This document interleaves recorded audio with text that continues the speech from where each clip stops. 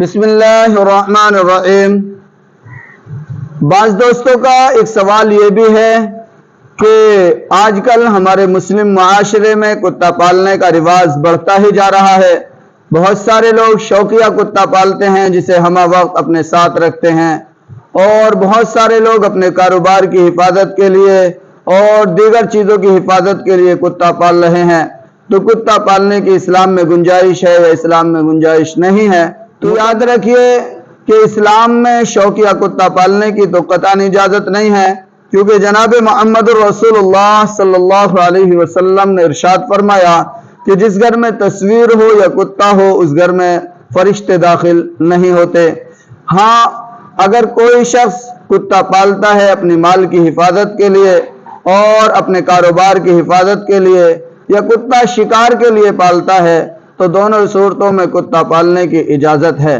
لیکن یہ کتا پالنے والے شخص اپنے گھر سے کتے کے رہنے سہنے کا انتظام علیحدہ کریں، یہ ان کے لیے لازم اور ضروری ہوتا ہے۔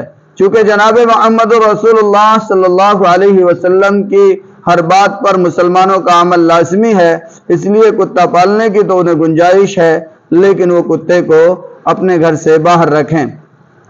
ایک سوال یہ کرتے ہیں ہمارے دوست و احباب کہ اگر کسی کے بدن سے، کسی کے کپڑوں سے کتا لگ جائے تو کپڑے دھونے پڑیں گے، بدن کو دھونا پڑے گا، یا بغیر دھوئے کام چل جائے گا؟ تو یاد رکھیے، کتے کے رال ہر حال میں ناپاک ہے، کتے کا بدن ہر حال میں ناپاک نہیں ہے۔ اگر اس کی ظاہری بدن پر ناپاکی نہیں لگی ہوئی ہے اور وہ کسی کے بدن سے، کپڑوں سے لگ جاتا ہے تو کپڑے دھونے کی اور بدن کو دھونے کی ضرورت نہیں ہے۔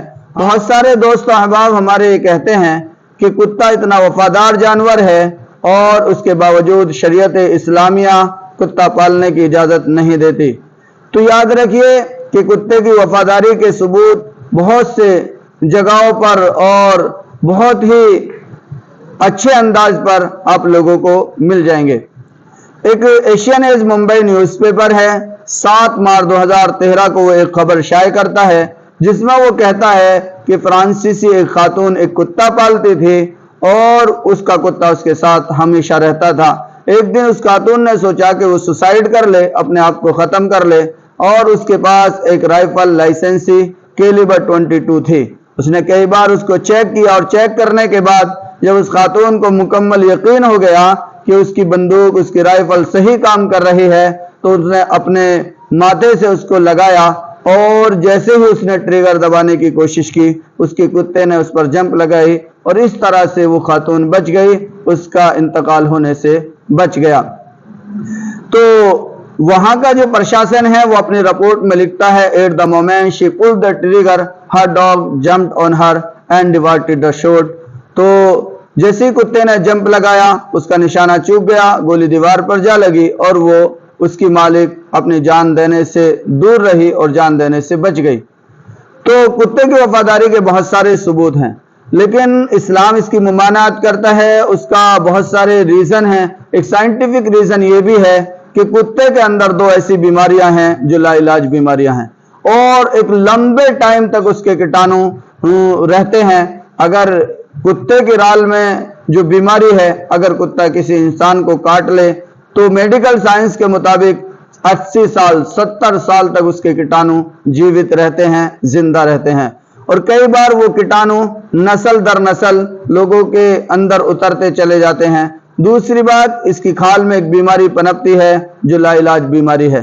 سوویت یونین کا ایک حصہ ہے ریکجیوک، اس نے 1924 میں یہ پابندی لگا دی تھی کہ ہماری سرحد میں کوئی شخص کتا نہیں پال سکتا، اور اس کا سیدھا سا ریزن انہوں نے جو بیان کیا وہ سائنٹیفک تھا، اور میڈیکل سائنس کے اکارڈنگ انہوں نے کہا تھا کہ کتا لا علاج بیماری ہے، لہذا ہم اپنے اس خطے کو کسی لا علاج بیماری میں نہیں جھونکنا چاہتے۔ اس لیے کتا بہت وفادار ہے، لیکن اس کے باوجود اس میں انسانیت کے لیے خطرہ بھی موجود ہے۔ تو شریعت اسلامیہ نے اسی خطرے کو اور اسی خطرے کے اندیشے کو سامنے رکھتے ہوئے کتا پالنے کی ممانعت قرار دی ہے۔